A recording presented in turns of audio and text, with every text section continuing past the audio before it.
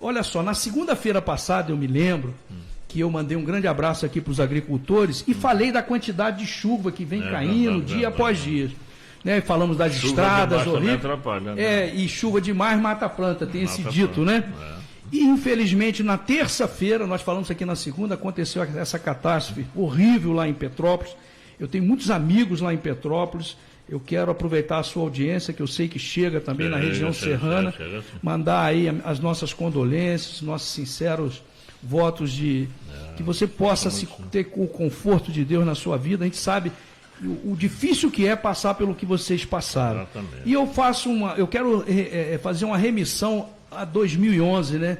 No dia 11 de janeiro de 2011, que nós tivemos aquele acidente socioambiental. Eu digo socioambiental porque houve intervenção do homem que ajudou a provocar aquilo, né, Girlan? Bom dia para você também. Bom dia. Com certeza as ações, né, que a gente vem fazendo. Aliás, eu falei aqui no programa semana passada e li um depoimento de um porta-voz do Greenpeace dizendo o seguinte: essa catástrofe não é só natural, ela é também social. Isso aí. Esse que é o grande... Por isso que eu falo, acidente socioambiental, concordo plenamente com isso, são as intervenções. Agora, não só na região serrana, no planeta Terra.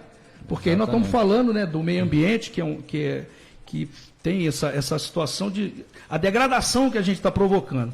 Então, Pedro, em 2011, eu estava como subsecretário de Serviço Público, o Vanozinho era o secretário de Serviço Público, caiu um prédio lá na rua São Roque à tarde, lá. E nós fomos para lá, né? Houve vítima também, mas não teve relação com a catástrofe, aquilo lá foi um ocasionamento que não teve a ver com a catástrofe, mas foi um prenúncio, né, digamos assim. Eu me lembro que quando nós estávamos lá por volta de 5h30, 6 horas, o céu estava muito escuro já, e os bombeiros já estavam lá trabalhando, e eu fui para casa, moro na Chácara do Paraíso, ali na pracinha, há mais de 40 anos, e começou aquele temporal que parecia que você estava embaixo de uma cachoeira, Pedro. A sensação que eu tinha era essa.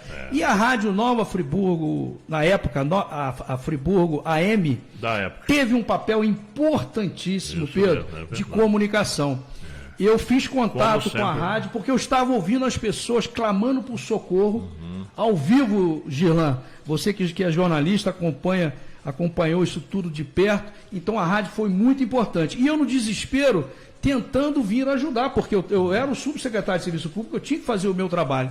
E quando eu cheguei na curva do Maduro ali, que a gente fala, quando eu olhei Duas Pedras, Pedro, já era um mar de água. E aí quando eu liguei para a rádio, pedindo às pessoas para evitar de sair de casa, porque na minha cabeça ainda era aquelas enchentes que nós estamos acostumados, sem muitas quedas de barranco. Quando liga um amigo meu, da Vila Mariana, hoje ele é falecido, me ligou desesperado, falou: Sérgio, está entrando água. Eu falei: coloca os móveis para cima.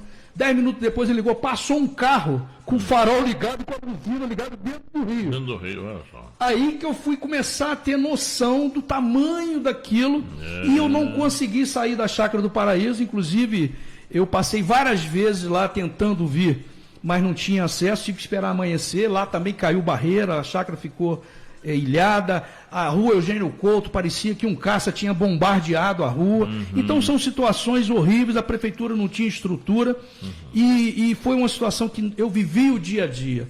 E a presidente Dilma Rousseff, Pedro, nós temos que ser justos. Ela foi importantíssima na reconstrução de Nova Friburgo. Aquela chuva atingiu a Serra, Petrópolis, Teresópolis, Friburgo, Sumidouro, Bom Jardim, essa região. E Petrópolis, à época, foi a que menos sofreu consequência de 2011, porque atingiu o Vale do Cuiabá ali, a Madame Machado e parte de Itaipava. Então, a quantidade de mortos em Petrópolis foi a menor. E Friburgo, a pior de todas, e depois Teresópolis também. Mas se nós compararmos, Girlan, Nova Friburgo com Teresópolis, Nova Friburgo recebeu muito mais obras de contenção, muito mais apoio do governo federal. Então, eu quero agradecer a presidente Dilma Rousseff, que quando ela chegou aqui, o cenário começou a mudar. Inclusive, um detalhe, ela pisou na lama, né? Exatamente. E o vice-governador Pezão também, à época, quando começaram a chegar as empreiteiras, né, as grandes empreiteiras, e aí a coisa começou a fluir. Então, eu sei o momento de desespero. Para vocês terem uma ideia, Na terça-feira passada, em Petrópolis, choveu 260 milímetros em 6 horas. Na catástrofe de Nova Friburgo, choveu 281 milímetros em 8 horas. Então foi proporcional àquela que nós tivemos aqui. Por isso essa situação toda desesperadora. E em 2011, Pedro, graças a essa catástrofe, foi criado o CEMADEM, né, que é o Centro Nacional de Monitoramento e Alerta de Desastres Naturais. Eles monitoram o país inteiro e mandam informações que chega na Defesa Civil.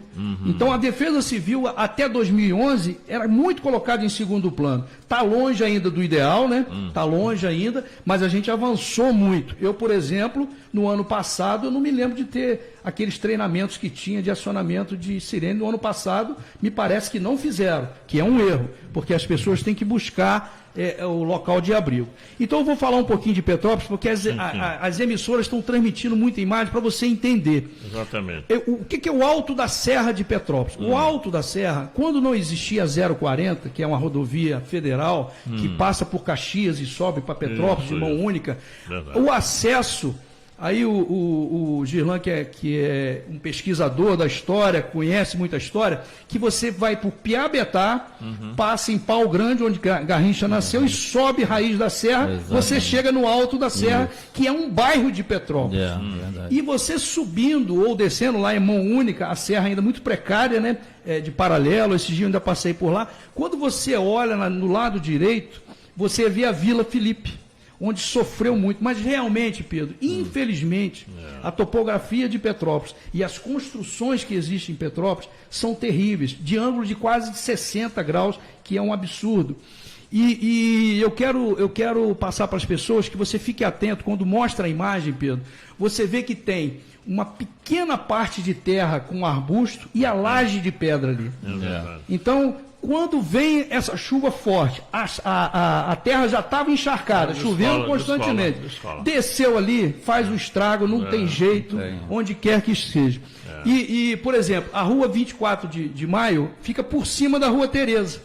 Rompeu lá em cima e veio e fez o estrago todo na rua Tereza. Mas a quantidade de óbito foi maior lá em cima na 24 de maio, que também é um morro terrível e as pessoas vão construindo. E outra chegada de Petrópolis é pelo Quitandinha ou pelo Bingen. O rio Quitandinha, ele sai lá de cima de onde tem o Palácio do Quitandinha e corta o centro de Petrópolis, ele passa por baixo da Rua do Imperador e entra na Avenida Queller ali, onde tem o Museu Imperial, para desaguar no rio Piabanhas, na chegada de Petrópolis.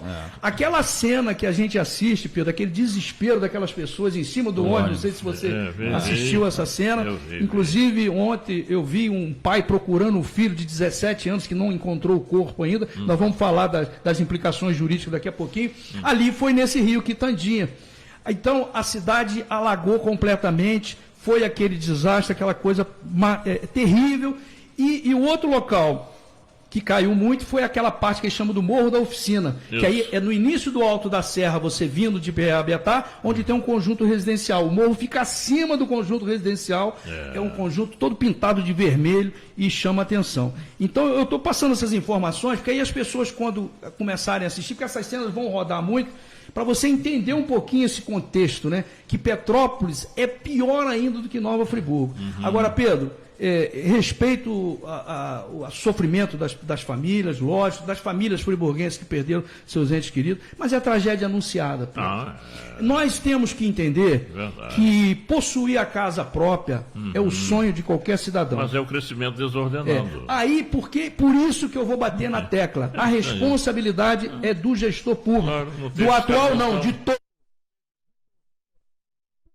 Eu saio na rua aqui e vejo um carro zero passar, vou pagar esse carro para mim. Porque se eu pagar, eu vou pagar por isso, eu vou sofrer sanção, eu vou estar cometendo um crime, e aí o poder público vai me sancionar e vai fazer a coisa acontecer. Por que quando as pessoas invadem aquelas áreas de perigo, porque a pessoa não tem noção em regra, o poder público faz de conta que não acontece? Porque isso aí gera desgaste político. E a primeira virtude que um gestor tem que ter é não ter medo. O gestor que tem medo, ele não pode sentar na cadeira. Ele tem que fazer aquilo que é o correto. Então, o gestor público que é o responsável... Mas tem que ter atitude. Atitude, é o que eu sempre falo. Aqui em Nova Friburgo, a nossa outra tragédia vai acontecer. Eu não sei se amanhã, daqui a 10 anos, daqui a 30 anos, daqui a 50 anos. Mas muita coisa, foi feito muitas obras, mas tem muita coisa que tem que fazer. E o pior, pessoas que foram indenizadas, retornaram para essas casas que não poderiam mais, que já estavam aqui também delimitadas. Aqui também, lá também. E aí, Pedro, tem uns que alugam ou vendem. Entendeu? Então, porque o poder público é inoperante. Infelizmente, a realidade é essa. São tragédias anunciadas e que as pessoas só vão dar valor quando acontecem as mortes. E é o que eu digo. O sonho da casa própria é um direito do cidadão. Porque o aluguel, Pedro, para terminar esse assunto, é muito para quem paga e pouco para quem recebe. Se acabou de pagar um, já está devendo o outro. Então o cara quer ter um cantinho para ele morar sem pagar o aluguel. O que é uma pena. Eu espero que, mais uma vez, a gente possa aprender com os erros dos outros e fazer as coisas certas acontecerem. Tá certo.